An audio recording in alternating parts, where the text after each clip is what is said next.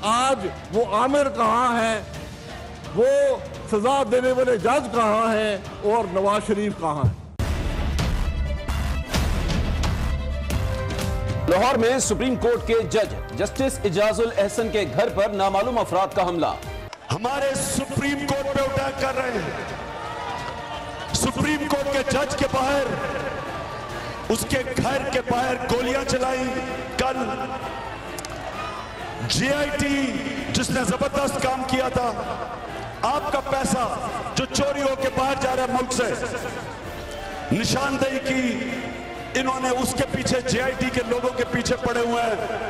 और वाजिद जिया, आप अगर सुन रहे हो, सारी कौम तुम्हारे साथ खड़ी है, घबराना नहीं है आपने।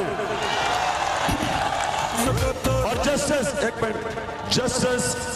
इजाजुल एहसन, मैं आज आपको भी इधर से कहना चाहता हूं और सारे पाकिस्तान से कि 29 तारीख को आप देखेंगे कि कौम अपनी अदलिया के साथ खड़ी है। इजाजुल एहसन के घर रात को 2 दफा गोली मारी गई है और उससे हमजा का घर 200 गज के फासले पे नहीं है। अगर ये गोली इजाजुल एहसन के घर लग सकती है तो शहबाज शरीफ साहब, कल ये आप लोगों के घर भी लग सकती है। और अल्टीमेटली इस इलेक्शन को किसी हादसे का डर है। सरकार, अदलिया और अपोजिशन के दरमियान महाज आराई के इसी तनाजुर में आज एक और अहम पेशरफ्त हुई। लाहौर हाई कोर्ट ने नवाज शरीफ, मरियम नवाज और वजीर आजम शाहिद खाकान अब्बासी समेत 16 अरकान असम्बली की अदलिया मुखालिफ तकरीर नशर करने पर अबूरी पाबंदी लगाते हुए बेंच पर उठाए गए एतराज़ात को मुस्तरद कर दिया। जस्टिस मज़ाहिर अली अकबर नकवी की सरबराही में 3 रुकनी बेंच, जिसमें जस्टिस आतिर महमूद और जस्टिस चौधरी मसूद जहांगीर शामिल थे, ने अदलिया मुखालिफ तकरीर की 27 मुतफर्रिद दरखास्तों की समाअत की। अदालत ने पैमरा और मुताल्लिक फरीकों को हुक्म दिया कि इस अमर को यकीनी बनाएं कि 15 दिन में तौहीन अदालत पर मबनी कोई मवाद टीवी पर नशर ना हो। याद रहे कि इस बेंच की सरबराही करने वाले जस्टिस मज़ाहिर अली अकबर नकवी वही जज हैं जिन्होंने MQM के कायद की तस्वीर और तकरीर नशर करने पर भी पाबंदी लगाई थी। उधर सुप्रीम कोर्ट में भी आज पैमरा और नवाज लीग हुकूमत के लिए कठिन दिन रहा। मीडिया कमीशन केस की समाअत के दौरान एडिशनल अटॉर्नी जनरल ने अदालत को बताया कि चेयरमैन पैमरा की तैनाती के लिए हुकूमत ने 7 रुकनी कमेटी तश्कील दी है। ये काम 3 हफ्ते के अंदर हो जाएगा। ताहम चीफ जस्टिस ने इस कमेटी में से वजीर मुमलिकत बराए इत्तलात मरियम औरंगजेब का नाम निकालकर सेक्रेटरी इत्तलात को शामिल करने का हुक्म दिया। चीफ जस्टिस आकिब निसार का कहना था कि मरियम औरंगजेब बयानात देने में मसरूफ होंगी, उनके लिए कमेटी के लिए वक्त निकालना मुमकिन नहीं होगा। चीफ जस्टिस का मजीद कहना था कि हुकूमत का पैमरा पर कंट्रोल खत्म करना चाहते हैं और उसको आज़ाद इदारा होना चाहिए।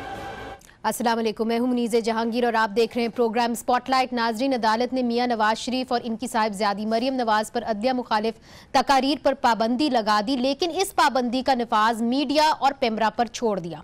लाहौर लाइव कवरेज में नाजरीन कैसे पहले हम तयन कर सकते हैं कि वो अदलिया मुखालिफ बात करने वाले हैं और करेंगे या नहीं भी करेंगे, और क्या जियो पर कदगन के बाद सहमा हुआ मीडिया एहतियात का दामन ना छोड़ते हुए मुकम्मल पाबंदी लगाने पर मजबूर नहीं हो जाएगा। और बहुत से जो कानूनी माहिर हैं वो कहते हैं कि ये एक जायज़ तनकीद है और तौहीन अदालत में एक बहुत बारीक सी लकीर है जो एक फ्रीडम ऑफ एक्सप्रेशन का होता है और कि क्या कंटेम्प्ट ऑफ कोर्ट का होता है। ये एक बहुत बारीक सी लकीर होती है और इसका तयन कौन करेगा, ये भी एक बहुत बड़ा सवालिया निशान है। तो नाजरीन, इसलिए हमने आज अपने साथ कानूनी माहिर जो हैं उनको दावत दी है। हमारे साथ हैं रशीद रिजवी साहब, साबिक सदर सुप्रीम कोर्ट बार, माहिर कानून हैं।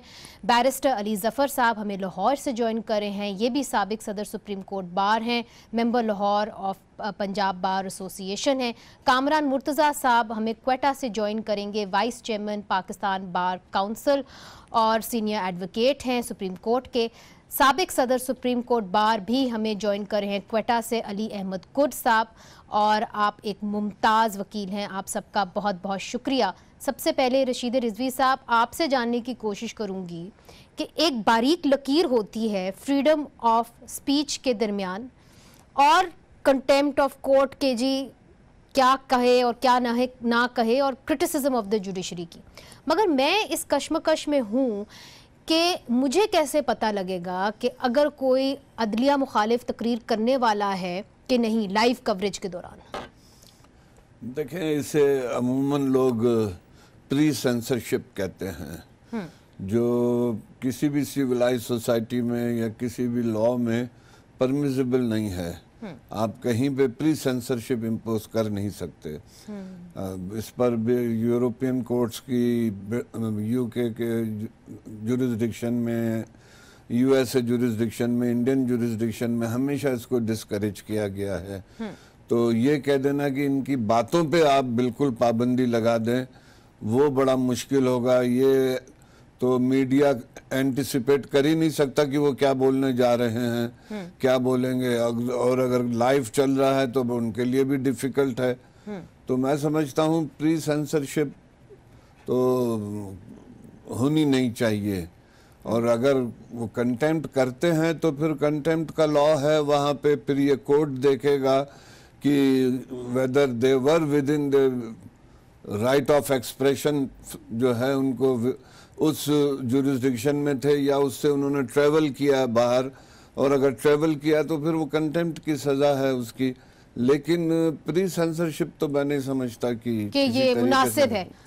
कुर्ट साहब, आप इस मामले को कैसे देखते हैं? इसलिए चूंकि 15 दिन की पाबंदी तो लग गई है, अब ये समझ में नहीं आ रहा कि मियां नवाज शरीफ साहब जो तकरीर करेंगे उसको लाइव हम दिखा भी सकेंगे कि नहीं दिखा सकेंगे, और पेमरा इसके ऊपर एक्शन लेगा या मीडिया चैनल्स को खुद लेना है, बहुत बड़ा आभाम है। देखिए मनीषा साहबा, मैं ये समझता हूँ एक बुनियादी फंडामेंटल राइट्स में जब आइन किसी भी शहरी को ये हक देता है कि वो फ्रीडम ऑफ स्पीच और फ्रीडम ऑफ एक्सप्रेशन उसको देता है, बुनियादी ये राइट है। उसके बाद सिर्फ ये है कि अगर कोई थोड़ी सी रिस्ट्रिक्शन इम्पोज अगर किसी कानून के रीज़नेबल किसी का रिस्ट्रिक्शंस हैं किसी कानून के हवाले से, उसकी अहमियत बिल्कुल सानवी होती है। असल बात यह है कि पहले राइट है उसके पास स्पीच की और फ्रीडम की। अब कितनी अजब बात है, मियाँ साहब कि जो जिन तकारीर के हवाले से उनके ऊपर 15 दिन के लिए पाबंदी लगाई गई है जी। आया वो जितनी भी तकारीर हैं उन तकारीर की बुनियाद पे, उन स्पीचेस की बुनियाद पे आया कोई कंटेम्प्ट ऑफ कोर्ट का शोकाज उनको नोटिस इशू हुआ, आया उनको सज़ा हुई?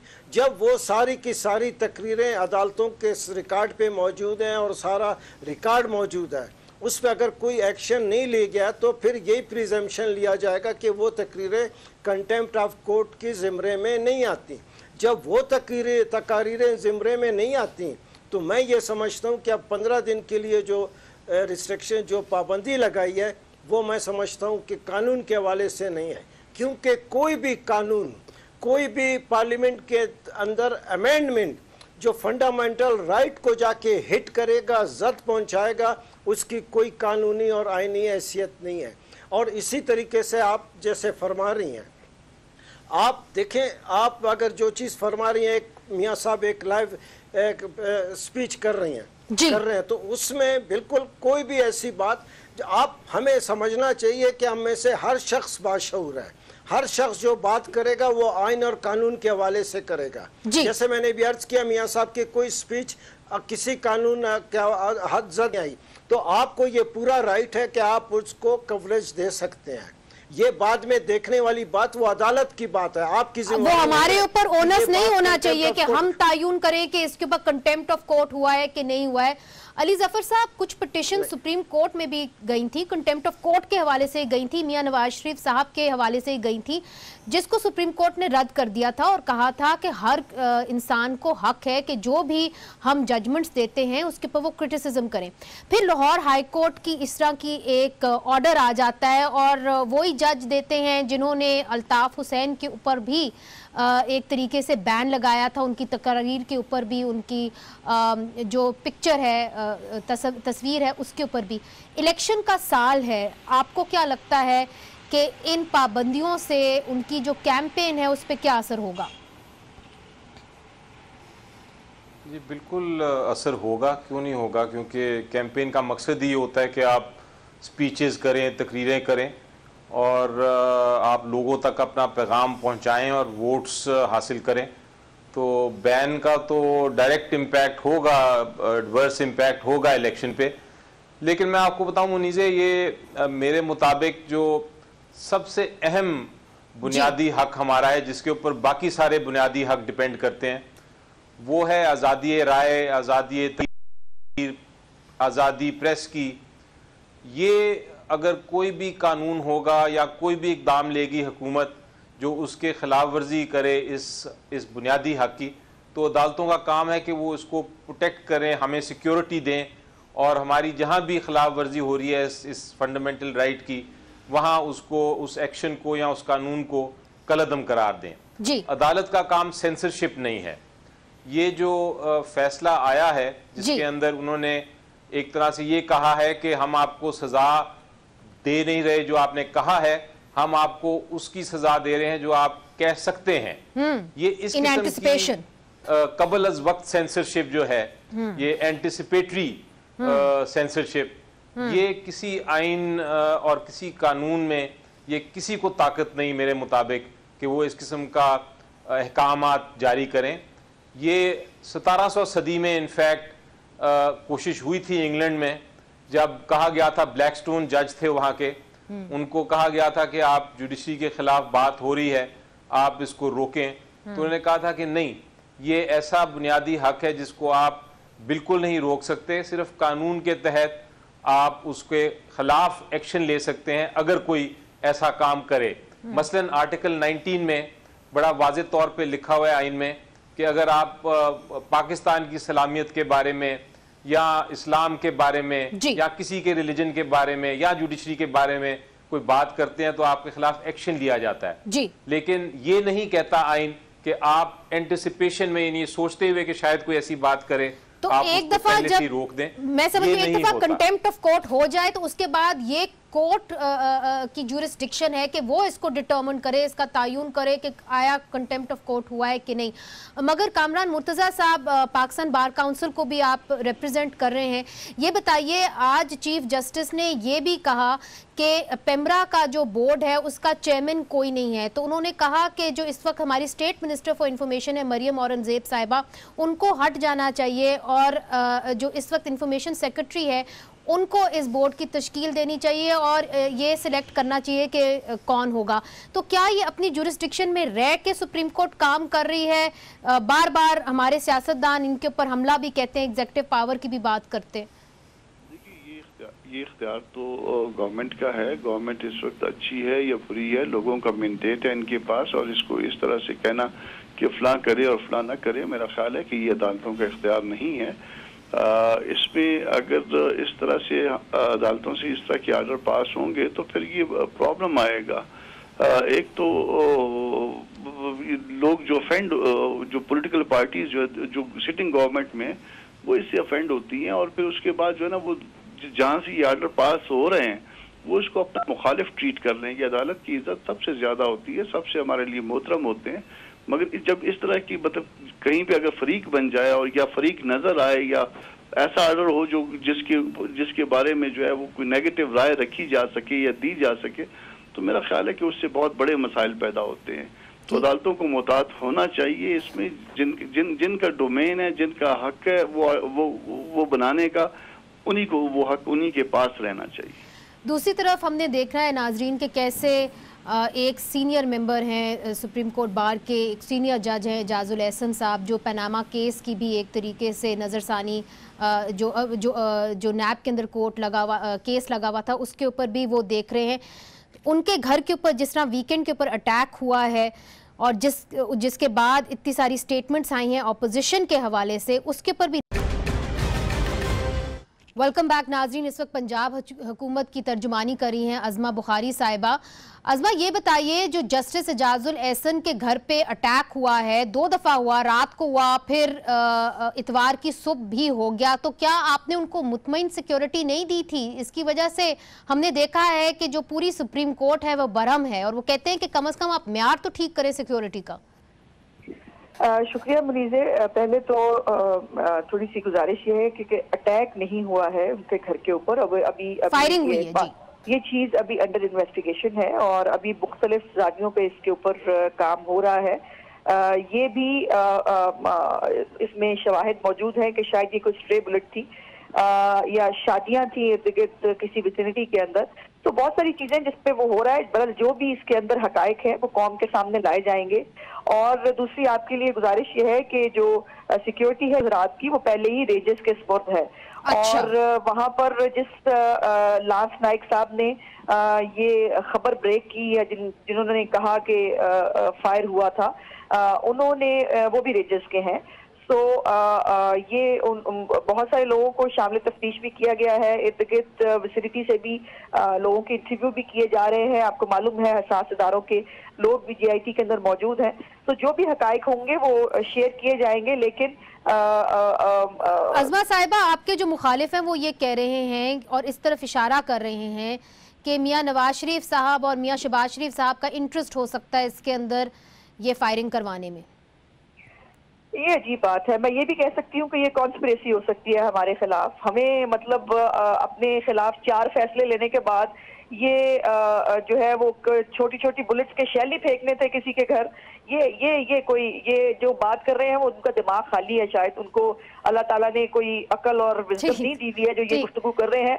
जाहिर है इस किस्म की हरकत से पहली ये भी हो सकता है कि ये कोई किसी ने ये साजिश की हो ताकि PMLN की क़यादत को और जो इदारे खास तौर पे जो है उनको आमने सामने लाने की कोशिश की जा रही है। ठीक, बहुत शुक्रिया।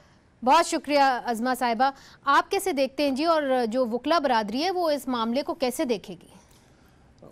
वकला बरादरी में तो बड़ा रिजेंटमेंट है और वो समझते हैं कि ये कोई मैसेज है। अब इस मैसेज के पीछे कौन है, that is to be determine. ये क्या मैसेज देना चाह रहे हैं कि उन्होंने एक ऐसे जज का इंतखाब किया जो मॉनिटरिंग भी कर रहे हैं कोर्ट प्रोसीडिंग्स की और रिव्यू में भी बैठे हुए हैं। तो अभी मैं समझता हूँ और कुछ कहना, चूँकि अब JIT बन गई है जी, सारी प्रोसीडिंग्स हैं जी, लेकिन ये इस निशानदही की तो कर रहा है कि मुल्क इस वक्त बड़े संगीन हालात से गुजर रहा है। आप सही कह रहे हैं, मुल्क संगीन हालात से गुजरा है। मगर कुर्द साहब, आप इस मामले को कैसे देखते हैं? इसलिए चूंकि एक तरफ से जो अपोजिशन है वो कहती है कि जी ये जो हुक्मरान जमात है शायद ये धमकाने की कोशिश कर रही है, जजेस को उनके ऊपर दबाव डाल रही है। दूसरी तरफ से हुक्मरान जमात कहती है कि हमारे खिलाफ साजिश हो रही है। देखिए मुनीज़ा साहबा, मैं ये समझता हूँ कि वकला ने इस जो वकील केसेस से जब बात करते हैं तो हम अदालतों को एहतराम देते हैं और जजेस को भी एहतराम देते हैं, इसमें कोई शक नहीं। एक रिजेंटमेंट है कि ये जो हुआ है ये अच्छा नहीं हुआ है, मगर और भी जो सुप्रीम कोर्ट के हवाले से, अदालतों के हवाले से जितने भी फैसले आ रहे हैं, जितने भी डिसीजंस आए, जिस तरीके से आए पानामा से लेके, उन फैसलों के ख़िलाफ़ भी वकला में एक रिजेंटमेंट है। मेरा काम है आपके सामने सही सूरत हाल ले आना। मगर आप ये देखें, जो भी इल्ज़ामात हैं हुकूमत वाले या हुकूमत के मुखालफिन लगा रहे हैं, मगर इसको ज़रा इस लिहाज से भी देखना चाहिए। ये वैसे तो एक पॉलिटिकल एक्टिविस्ट के मेरा फ़र्ज़ है मैं आपके नाजरीन को बताऊं कि इस वक्त मुल्क में एक बेचैनी मौजूद है, एक अफरा तफरी है, एक लोगों में एक इश्तियाल मौजूद है किसी भी लिहाज से जी। क्योंकि जितने भी इस मुल्क की सबसे बड़ी अक्सरियत वो गरीब लोग हैं जी। उनमें कोई महंगाई की बात नहीं करता, कोई बेरोजगारी की बात नहीं करता, कोई लोगों के रोटी की बात नहीं करता। ऐसे ऐसे गरीब लोग हैं 60% के जिनको रात का खाना नहीं है। इस मुल्क में सियासत हो रही है सिर्फ पानामा के हवाले से, सुप्रीम कोर्ट के जज साहबान के रिमार्क्स के हवाले से, तो वो एक बेचैनी वो भी मौजूद है। और दूसरा ये है कि हमारे मुल्क में एक सियासी अदम इस्तेकाम जो पैदा हुआ है उसके भी नतीजे में बहुत चीजें हो सकती हैं। तो क्या हो सकता है? इन्वेस्टिगेटिंग जितने भी क्या हो सकता है, इसलिए चूंकि बहुत सारी क्यासा राइयां हो रही हैं कि जी अगर हालात ठीक नहीं हुए तो केयर टेकर गवर्नमेंट जो है उसकी मुद्दत बढ़ाई जा सकती है। नहीं, देखिए वो क्यासा राइयों पे तो नहीं जाना चाहिए।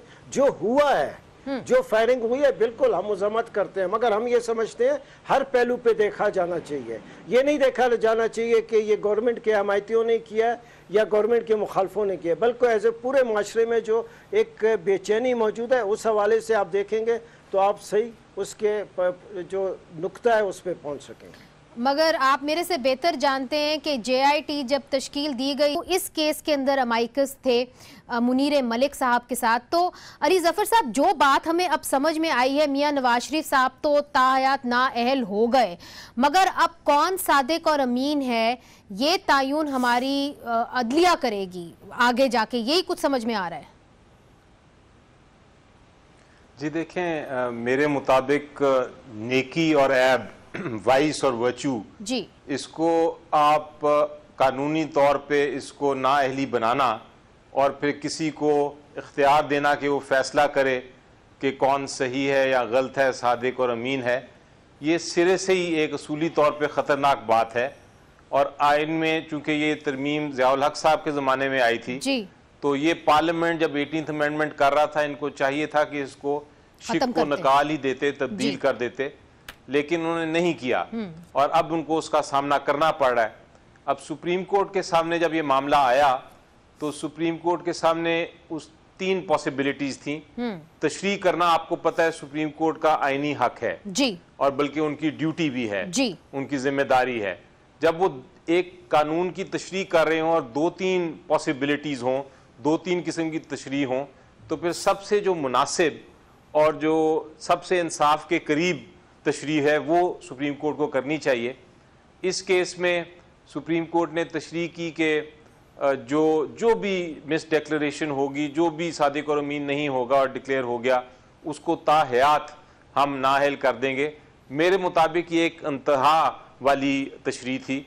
इससे शायद बेहतर तशरीह ये होती कि केस टू केस बेसिस पे देखता सुप्रीम कोर्ट और ये कहते वो कि जब एक इंसान ने करप्शन की है तो वो तो शायद ताहयात बिल्कुल दुरुस्त है, लेकिन अगर कोई माइनर गलती की है जिसकी वजह से मिस डिक्लेरेशन हो गई तो फिर वो उसकी 5 साल, 6 साल, 7 साल या जो भी उसका रेलेवेंट मियाद है उसके मुताबिक ये पनिशमेंट होनी चाहिए। लेकिन अब बहरहाल ये फैसला आ गया है। आपकी बात समझ में आई है के बाद जी, मुझे आपकी बात जो समझ में आई, जिसने करप्शन की है, जिसने झूठ बोला है, वो सबको एक ही तरह की सजा मिलेगी, वो है ताहयात नाअहली। नहीं, ऐसा नहीं है, ऐसा नहीं है, कोई डिस्टिंक्शन नहीं की गई कोई। जी बिल्कुल यही है बात। अच्छा, अली जफर साहब कह रहे हैं यही बात है, मगर रशीद रिजवी साहब कुछ और कह रहे हैं जी। आर्टिकल 63 जो डिस्क्वालिफिकेशन का है जी, उसमें आप देखेंगे जो मिसकंडक्ट पर सजा भुगतेगा वो 3 साल के लिए है, और जो सर्विसेज से मॉरल टर्पिट्यूड पे निकाला जाएगा वो भी 3 साल के लिए उसको बैन है। और इसी तरह से आर्टिकल 63 में है कि जो सॉवरेंटी ऑफ पाकिस्तान और इंटेग्रिटी ऑफ पाकिस्तान के केस में सजा भुगतेगा उसके लिए मैक्सिमम 5 years इम्प्रिजमेंट है। 63 जो डिस्क्वालिफिकेशन थोड़ी सी उसमें कहीं पे 62(1)(f) की पनिशमेंट जी अली जफर साहब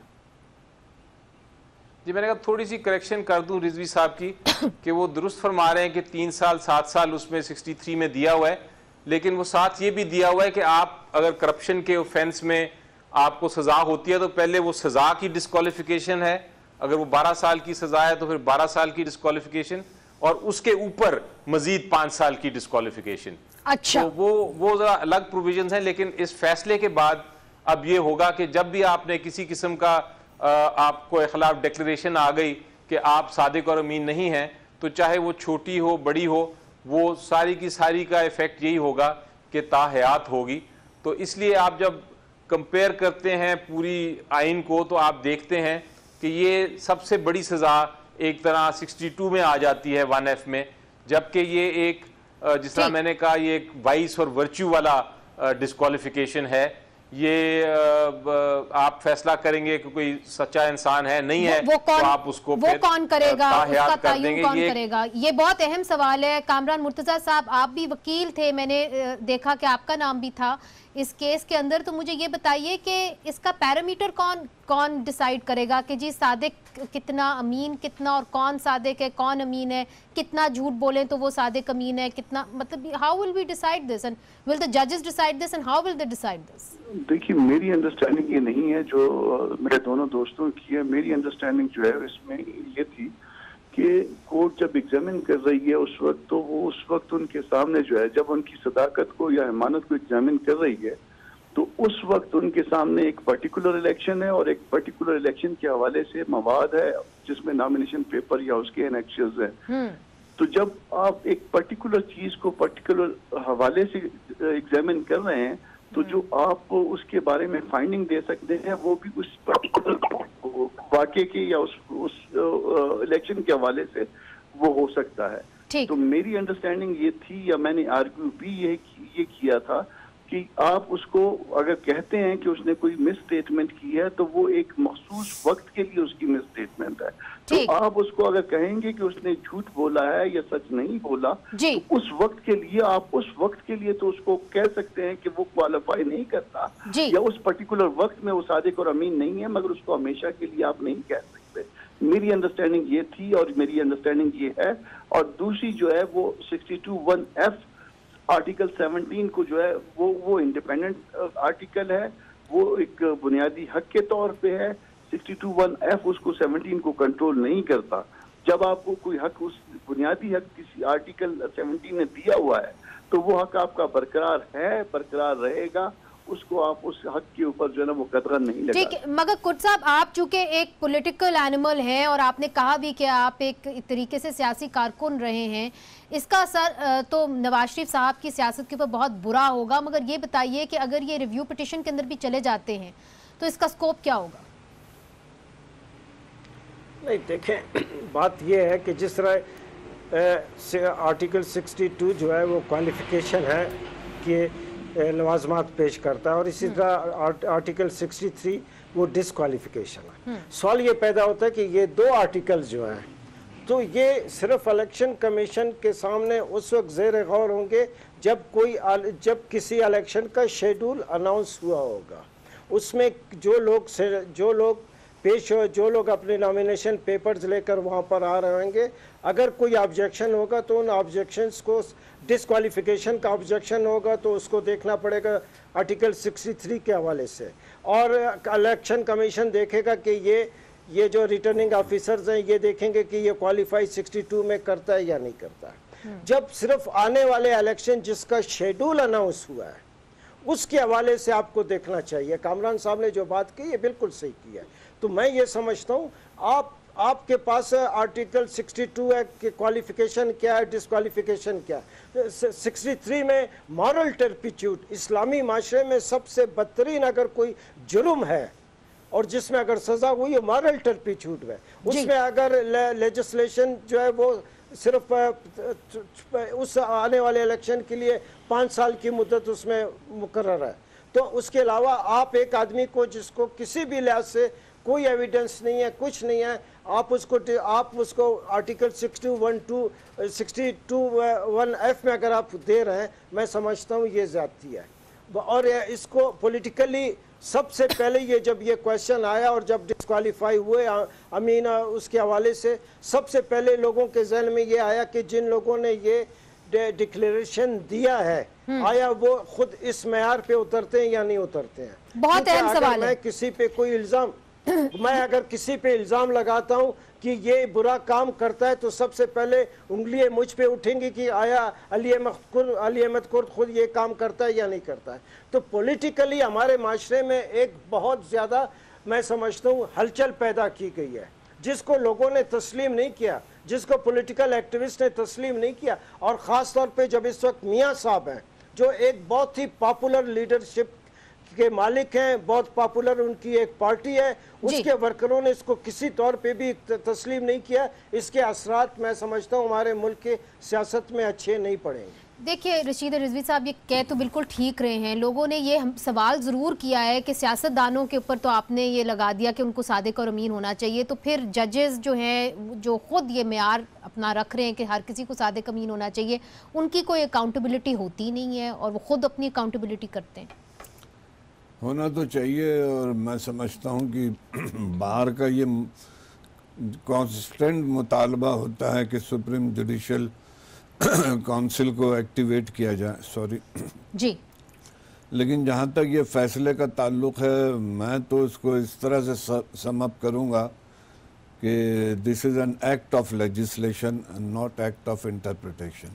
This is an act of legislation and not of interpretation. Would you like to clarify exactly what you're saying? मैं जैसे कहते हैं कि सुप्रीम कोर्ट का, हाई कोर्ट का काम है इंटरप्रिटेशन का, लेजिस्लेशन का काम है लेजिस्लेचर का।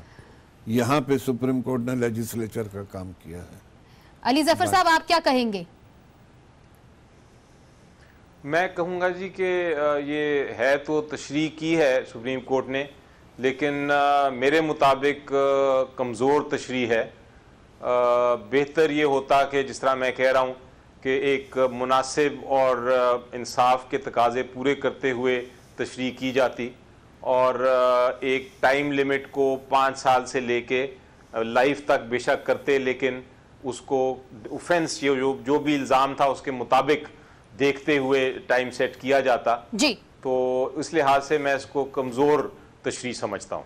और कामरान मुर्तज़ा साहब, जो लाहौर हाई कोर्ट बार का ऑर्डर है कि मरियम नवाज साहिबा और मियां नवाज शरीफ साहब की तकारीर के ऊपर जो अदालत मुखालिफ तकारीर हैं उनके ऊपर एक बैन लगाना चाहिए, आपको लगता है कि ये बैन 15 दिन से ज्यादा भी बढ़ सकता है? देखिए, आर्टिकल 19 जो है ये बैन लगाना इस तरह से, और ये बुनियादी हक है। अगर कोई फर्ज कर लीजिए कि कोई उनकी ऐसी स्पीच है, कोई ऐसा उन्होंने तकरीर फरमा दी है जो कंटेम्प्ट के जुमरे में आती है, तो वो कंटेम्प्ट से अलग हो सकता है, मगर ये उसको उनके ऊपर बैन लगा देना ये आर्टिकल 19 की खुलम खुला खिलाफ वर्जी है। ये इसको प्रूव नहीं किया जा सकता। कोर्ट साहब, आर्टिकल 19 की उन्होंने बात की, फ्रीडम ऑफ एक्सप्रेशन की बात की, मगर हमने देखा है कि किस तरह अल्ताफ हुसैन साहब के ऊपर जब बैन लगा था